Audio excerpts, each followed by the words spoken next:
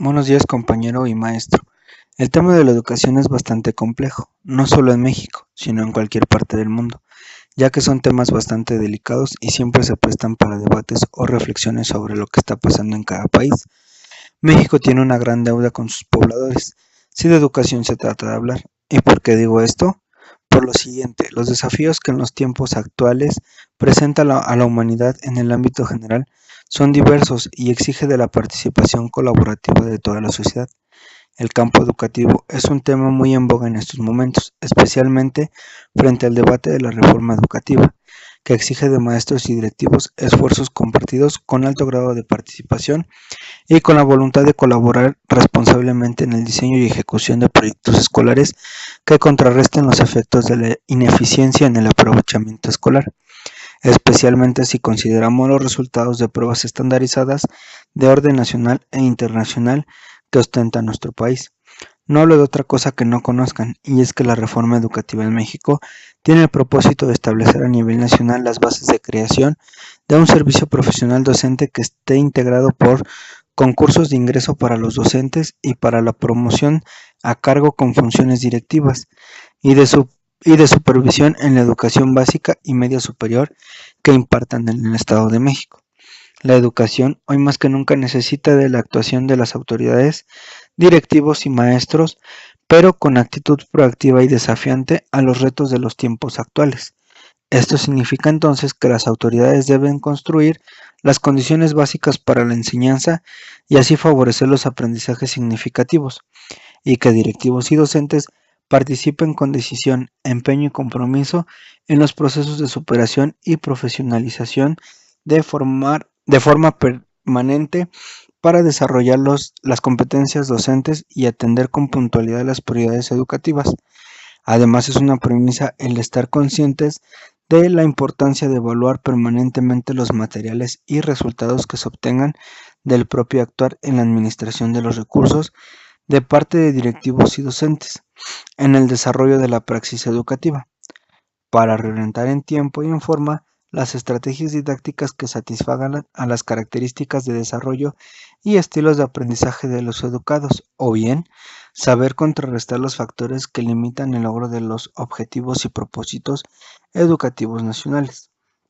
De acuerdo al paso del tiempo, la reforma educativa se ha ido modificando y ha tenido diversas políticas educativas ancladas y modificadas por la falta de eficiencia de cada una de ellas. ¿Pero qué entendemos por políticas educativas? Si bien las políticas educativas son todas aquellas leyes impuestas por el Estado para garantizar a la educación se aplique de una manera óptima a la sociedad. Estas leyes se forjan de acuerdo a las necesidades históricas del país en el que se promueve, es decir, según sus ideales y principios, las políticas educativas son creadas con el fin de administrar y aplicar con beneficio para la sociedad todos los recursos que el Estado destine para este fin. Las políticas educativas tienen el objetivo de tratar y resolver todos los problemas a los que la educación se enfrenta, por ejemplo, la economía, la cultura o la burocracia, y transformarlos en la maximización de logros de objetivos como la calidad, la eficacia y la eficiencia. Por mencionar algunas políticas implementadas en México, tenemos las siguientes. En 1921 se crea el Proyecto de Educación Rural e Indígena. Surgió tanto del proyecto de Vasconcelos y de otros dinamismos derivados de la Revolución. Aparecen las primeras generaciones de maestros rurales. En 1934 se crea el Proyecto de Educación Socialista. Este se desarrolló en el contexto internacional del fascismo y la germinación de la Segunda Guerra Mundial. Como antecedente se maneja la educación positivista y las ideas del marxismo-leninismo a la par de diversas reformas sociales. Esta corriente se estableció durante el gobierno de Lázaro Cárdenas, quien utilizó como símbolo de propaganda. En 1915, el proyecto de educación técnica se formó por parte del proyecto nacionalista y se creó en el Instituto Politécnico Nacional, el sistema de institutos tecnológicos y las recientes universidades tecnológicas. Por ello, se delimita desde 1915 hasta el presente.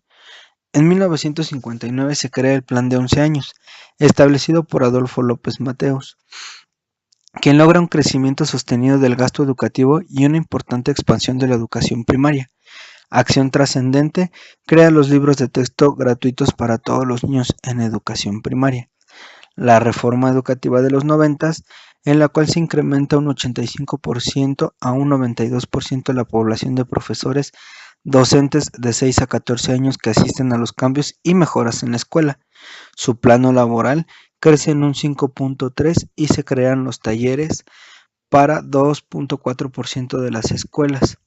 Y por último, la reforma que sigue en vigor desde el 2012, la cual en su fundamento al artículo 3 constitucional establece que todo individuo tiene derecho a recibir la educación de calidad. Para satisfacer ese derecho, el Estado queda obligado a impartirla en los niveles preescolar, primaria y secundaria. Y en el año 2012 quedó establecido que la obligatoriedad de la educación media superior. De todas estas reformas o políticas educativas, podemos encontrar enormes lagunas que no tienen explicación hasta el momento. Según los mandatos políticos, las reformas deben llevar ciertos puntos que sustenten dichas reformas, y las reformas educativas tienen que ser una de las más sustentadas para poder aprobarlas. De acuerdo a lo investigado, dice que una reforma educativa debe favorecer el proceso de acumulación de capital, garantizar un contexto adecuado para su reproducción y legitimizar el sistema, y asimismo son los problemas básicos que debe resolver el Estado en su quehacer político.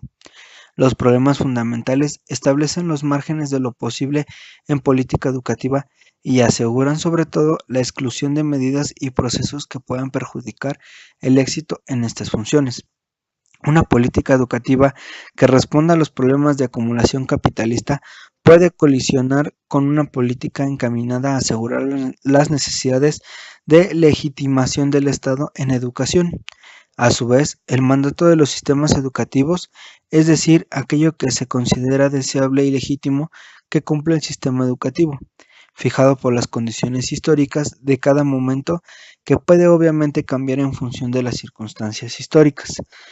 Esto es la autonomía y los márgenes reales del Estado para conducir el sistema educativo hacia los objetivos establecidos de gobernabilidad de procedimientos para conseguir los objetivos deseados, es decir, los sistemas de gestión. La política educativa depende también del Estado, de la regulación de los cambios en el mandato, pero la erosión de los derechos sociales conduce a los sistemas educativos a tener que asegurar también una función de contención social de formación de una ciudadanía que se adapta a las reglas.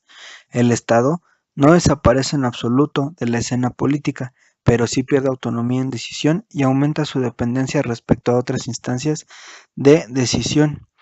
Es fácil identificar que el mecanismo de imposición es el que mejor define las cosas, y es que la agenda educativa global se ha instalado en la política educativa del sur. Existen mecanismos indirectos y menos explícitos que aseguran que los países miembros participan en la convergencia en los objetivos de las políticas y cada vez también el contenido de las mejoras políticas. La educación como una herramienta clave para luchar contra la pobreza genera importantes beneficios económicos, sociales y culturales, que tener en cuenta que la agenda de la lucha contra la pobreza se enmarca dentro de las posibilidades de aplicar estrategias complementarias al modelo de desarrollo centrado en el mercado, y reconoció la extensiva dureza de los programas de ajuste sobre los sectores más pobres de la sociedad.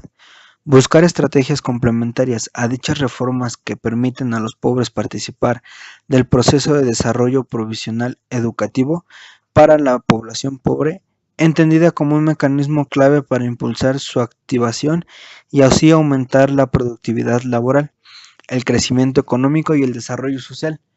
El análisis de la política educativa latinoamericana permite identificar tres grandes etapas de la reforma en la región. La primera es la expansión cuantitativa del sistema, dando especial énfasis a la aplicación del acceso. La igualdad de oportunidades educativas como un mínimo de acceso ocupó el eje central de la reforma.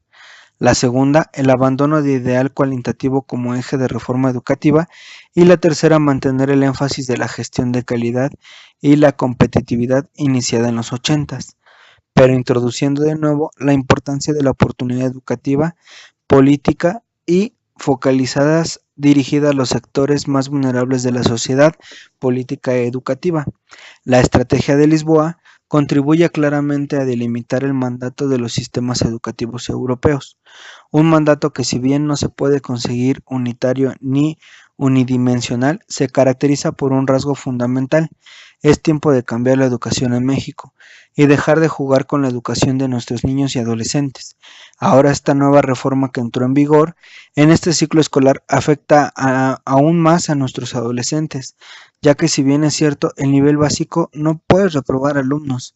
Esos alumnos se ven bastante afectados, pero al llegar a nivel medio superior carecen de conocimientos indispensables para ese nivel y más aún de elementos que les permita desarrollarse en el contexto sociocultural.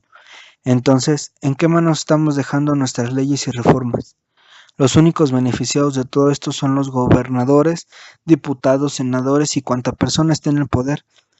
Dejo esta gran premisa abierta para buscar la mejor manera de erradicar estos problemas, que si bien son ahorita mínimos, al rato se van a convertir en grandes problemas para el país y los únicos afectados no son ni más ni menos que los ciudadanos. Soy el licenciado Alexis Cárdenas y quedo a sus órdenes y que tengan un excelente día.